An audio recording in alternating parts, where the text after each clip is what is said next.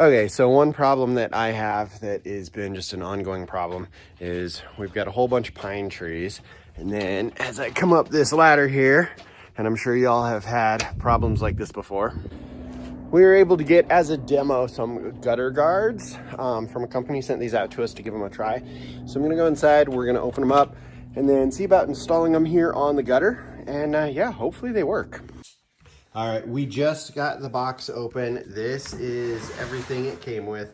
So, oh, look at that. We even have a nice little thank you card. Probably has the instructions in it. But these are stainless steel gutter guards, and actually, I kind of like it. It looks like it's basically just a screen with some edges here. And then it also came with a whole bag of self-tapping screws and a nice new drill bit with screw holder, which is nice. And a nice pair of gloves to, you know, keep my fingers protected. I'll probably use my own gloves, but it's always good to have another set. So this is just one set here. So we'll go ahead and get these outside and see how they fit into the gutter and try from there. But so far, the quality on these looks really, really nice. So I like them. Okay, we pulled out the thank you card, and it is actually a nice little card here, which is great, but it does have the instructions. So it looks like we're gonna need a few tools, which I'll have to gather, and then it looks like to install these, we're basically gonna be installing them, from what I can gather, into the lip and then just drilling them down. So we'll go ahead and get this started, and it's gonna take a little bit of time to do, so we will report back here and I'll continue the video as I install. Okay, so we got the first panel set in place here, and it fits pretty well. So the way my gutters are, they're a little bit narrower than some standard gutters. So I'm gonna have to kind of modify my installation just a little bit. So all I'm gonna have to do is use those self-tapping screws, and about every 6 inches, I'll look at the instructions, and tap into the front of the gutter guard here.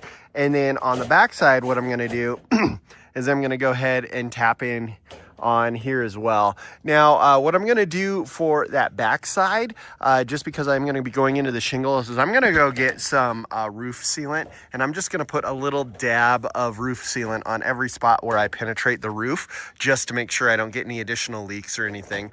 Now, I was looking at the instructions, and to do a corner up here like this, you just cut with some 10 snips, a 45-degree angle and a 45-degree angle, and you join them. Or conversely, you can line one up like this and then bring the second one around like so and join it pretty easily.